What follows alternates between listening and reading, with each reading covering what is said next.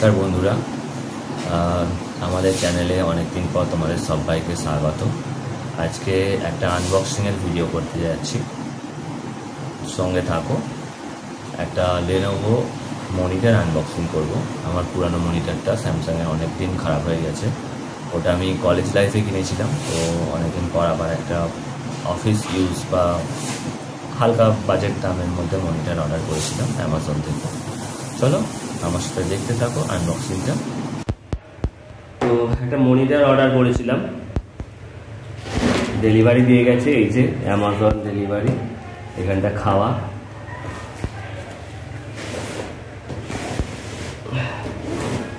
সিলটা already কেটে ফেলেছি, আবার একবার খুলে নিচ্ছি। আচ্ছা, খোলার আগে একবার দেখিয়ে দিই। এটা হচ্ছে লিনোভো মনিটর, লিনোভো এল সিরিজ। এদিকে লেখা আছে এই যে লিনোভো L22i40, মডেল নাম্বার দেওয়া আছে। 21.5 ইঞ্চ এলসিডি মনিটর।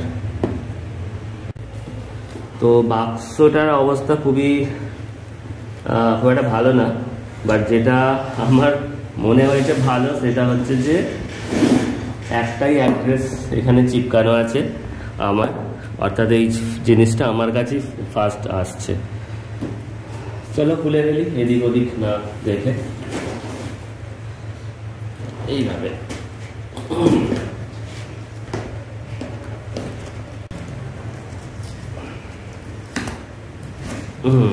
এই তো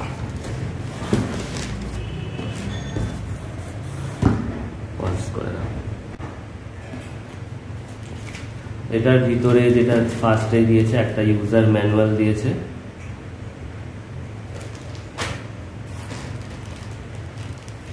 একটা HDMI কেবল দিয়েছে।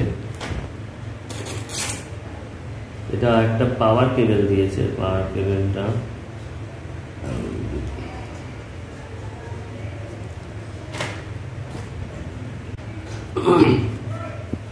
এরপর এইটা আছে, এটা হচ্ছে ওই ওটা মেটাল স্ট্যান্ড যেটা দেওয়া আছে দাঁড় করাবার জন্য। এটা একটা আছে পার্ট, আর একটা এদিকে আছে দাঁড় করাবার জন্য।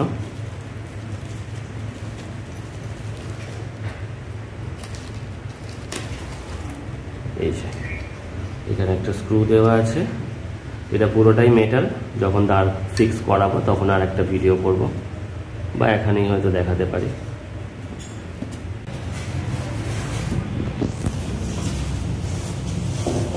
এই হচ্ছে আসল জিনিস।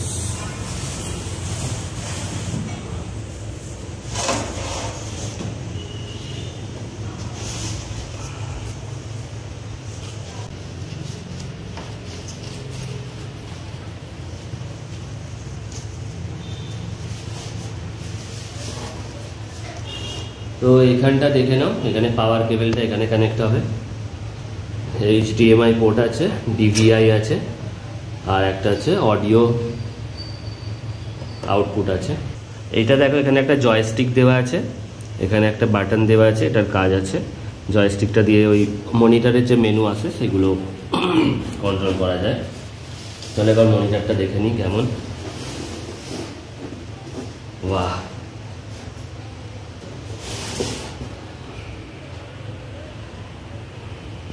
কালারটা হচ্ছে ক্লাউড গ্রে, হোয়াইট নয়, ক্লাউড গ্রে।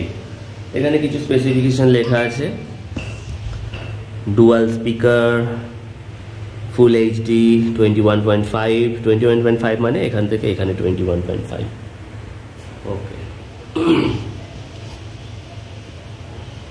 এটা জাস্ট এর মধ্যে লাগিয়ে দিয়েছি। এখানে একটা দেখো স্ক্রু লাগাবার একটা এক্সট্রা স্ক্রু দেওয়া আছে, আর সব থেকে ভালো এটা হাত দিয়েই টাইট দেওয়া যাবে। আর এখানে স্ক্রু একটা অপশন দেওয়া আছে। তো চলো ওটা লাগিয়ে দিই।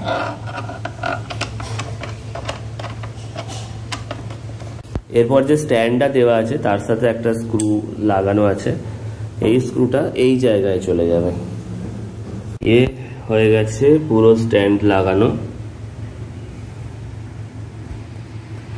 পিছন দিক থেকে এইভাবে দেখাচ্ছে জিনিসটা। আচ্ছা, বলা হয়নি এখানে একটা স্পিকার দেওয়া আছে, এখানে একটা 3 ওয়াট করে একটা স্পিকার দেওয়া আছে, দুদিকে স্পিকার দেওয়া আছে।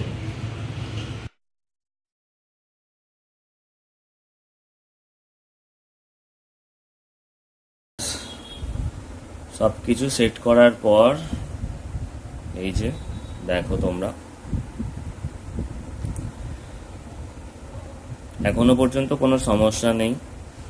75 হার্জ ডিসপ্লে আছে এটা। চাইলে এখানে ফোন রাখতে পারবে, এই যে এইভাবে ফোন রেখেও কাজ করতে পারবে।